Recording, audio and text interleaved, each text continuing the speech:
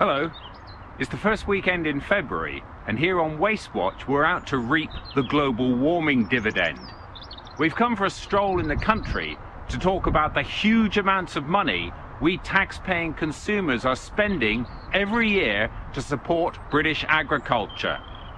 The big figures stack up like this. We spend roughly $4 billion a year on direct subsidies to farming, and we'll come back to the detail on that later. But in addition to that, the Common Agricultural Policy sets our food prices far above world levels. And what that means is that as consumers, we're paying far more than we ought to for our food. According to the OECD, that costs us a further £6 billion a year. So the total subsidy is £10 billion a year. Let's look at some figures. The OECD calculates that across the EU, the subsidy is running at around €108 billion a year, of which the UK share is some £10 billion. Take the example of sugar.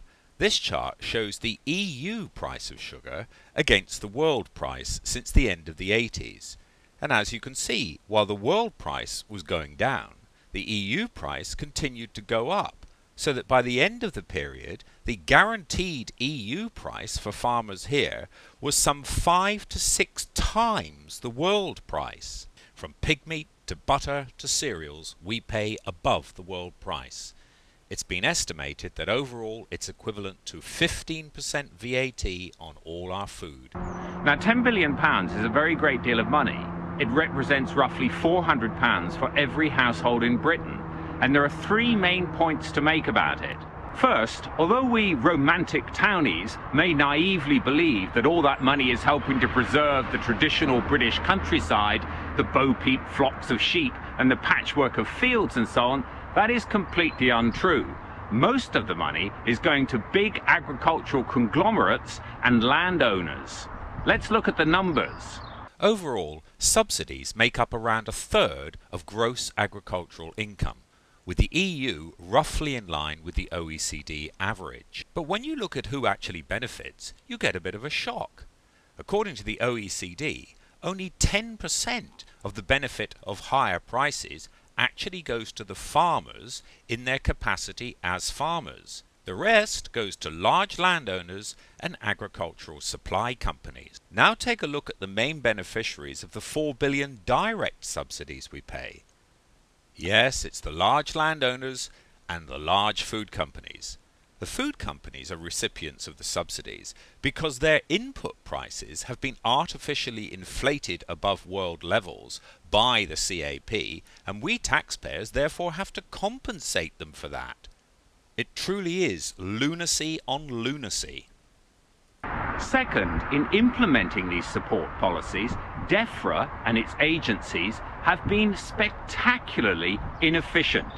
The most recent example of that was the fiasco over the Rural Payments Agency.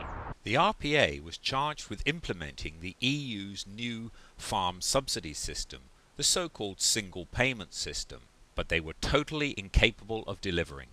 When the National Audit Office investigated the shambles, they found just about every mistake in the book, from ministers gold-plating Brussels and imposing the most complicated way of implementing the policy, through to shocking lack of planning, poor IT systems, managers who couldn't manage, and staff who didn't know which way was up.